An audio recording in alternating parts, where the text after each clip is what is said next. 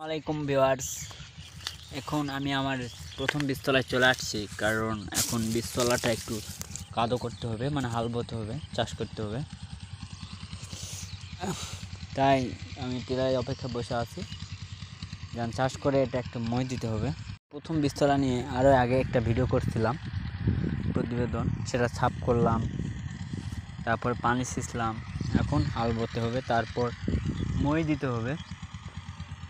দেখা যাক টিলারটা কখন আসে। তো বিহার তো অবশেষে টিলার চলে আসছে এবং চাষ করা শুরু করে দিচ্ছে। তোমার এই জমিতে আমি যত বপন করবো তা এটা একটু ভালোভাবে চাষ করতে হবে।